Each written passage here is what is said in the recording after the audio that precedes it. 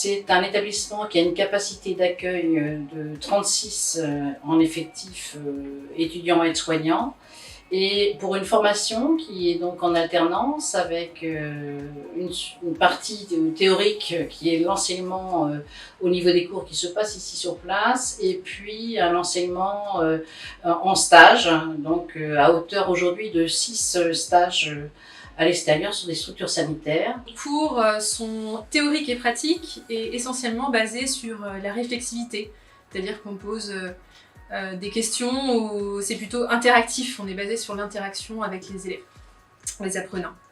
Et puis en parallèle, je m'occupe aussi de la gestion des stages et des lignes de stage qu'on va réaliser pour les élèves, dans un souci de leur faire découvrir en fait un ensemble de lieux.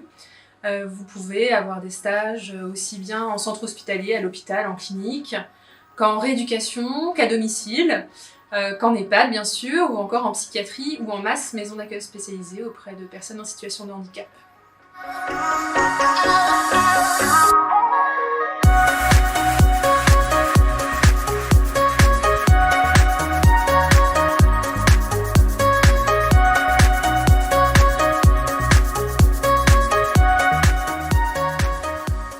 C'est moi que vous avez quand vous appelez à l'IFAS. Je suis là pour vous renseigner, vous donner tous les conseils pour suivre votre formation au mieux. Les inscriptions pour cette année sont prévues du 15 mars au 10 juin.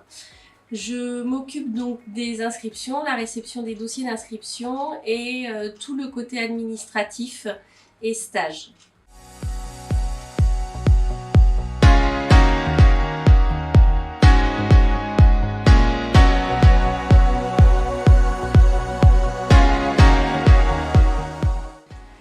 J'ai choisi cette formation à l'IFAS parce que des proches me l'ont recommandée pour la qualité de son enseignement et pour la taille de la promotion, qui n'est pas trop grande, aussi pour la proximité des encadrants.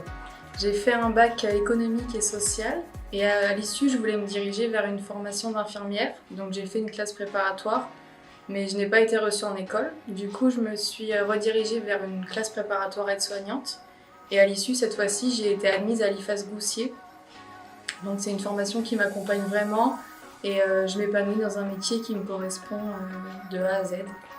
Cette année, ça a été un petit peu plus différent parce qu'on a eu beaucoup de distanciel, mais malgré ce distanciel-là, on a eu un très bon suivi de nos formatrices et des intervenants extérieurs.